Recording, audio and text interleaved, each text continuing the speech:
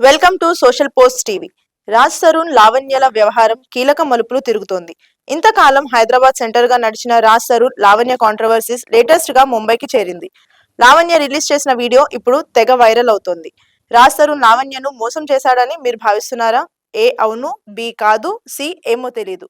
గతంలో రాజ్ తరుణ్ మీద లావణ్య పెట్టిన కేసుపై విచారణ చేపట్టిన హైదరాబాద్ పోలీసులు కీలక విషయాలు వెలుగులోకి తీసుకొచ్చారు. ఈ క్రమంలోనే రాజ్ తరుణ్ ను నిందితుడుగా తేల్చుతూ కోర్టులో ఛార్జిషీట్ కూడా దాఖలు చేశారు. ఇంతలోనే లావణ్య ముంబైకి వెళ్లి రాజ్ తరుణ్ ను హీరోయిన్ మాల్వి మల్హోత్రాతో రెడ్ హ్యాండెడ్ గా పట్టుకున్నట్టు చెప్తోంది. ఇందుకు సంబంధించిన వీడియోలు కూడా విడుదల చేసింది. టాలీవుడ్ లో ప్రస్తుతం యంగ్ హీరో రాజ్ తరుణ్, ఆయన ప్రియురాలు లావణ్య వ్యవహారం హాట్ టాపిక్ గా మారింది. ఇప్పటికే రాజ్ తరుణ్ మీద లావణ్య, లావణ్య మీద రాజ్ తరుణ్ పోలీస్ స్టేషన్ లో ఫిర్యాదులు ఇచ్చుకోగా ఇప్పుడు వీరి పంచాయతీ మరింత ముదిరింది. కాగా రాజ్ తరుణ్ కోసం వెతుకుతున్న లావణ్యకు అతను ముంబైలో ఉన్నాడన్న సమాచారం రావటంతో వెంటనే అక్కడికి వెళ్ళింది. తనకు వచ్చిన అడ్రస్ దగ్గరికి వెళ్లి చూస్తే ఒకే ఇంట్లో హీరోయిన్ మాల్వి మల్హోత్రా, రాజ్ తరుణ్ ఉండటాన్ని గుర్తించింది.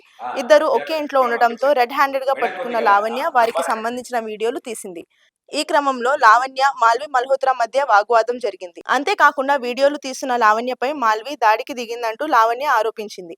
రాజ్ తరుణ్ తనను మోసం చేసి హీరోయిన్ మాల్వి మల్హోత్రాతో సహజీవనం చేస్తున్నాడంటూ లావణ్య ఆరోపిస్తోంది. ఇద్దరు కలిసి ముంబైలో రహస్యంగా ఉంటున్నారని సమాచారంతో అక్కడికి వెళ్లి ఇద్దరిని రెడ్ హ్యాండెడ్ గా పట్టుకున్నానని చెప్తోంది. తన రాజ్ ను తనకు అప్పగించాలని మాల్వీతో గొడవకు దిగింది. అయితే ఈ గొడవ తర్వాత మాల్వి తనపై దాడి చేసి తిరిగి తనపైనే కేసు పెట్టేందుకు వెళ్లిందంటూ లావణ్య ఆరోపిస్తోంది. ఇదిలా ఉంటే లావణ్య ఫిర్యాదుతో విచారణ వేగవంతం చేసిన హైదరాబాద్ పోలీసులు విస్తుపోయే విషయాలు వెలుగులోకి తీసుకొచ్చారు. లావణ్య చేసిన ఆరోపణల్లో వాస్తవాలు ఉన్నాయని తేల్చిన పోలీసులు ఈ మేరకు కోర్టులో ఛార్జిషీట్ దాఖలు చేశారు. రాజ్ తరుణ్, లావణ్య కలిసి 10 ఏళ్ల పాటు సహజీవనం చేశారని పోలీసులు తేల్చారు.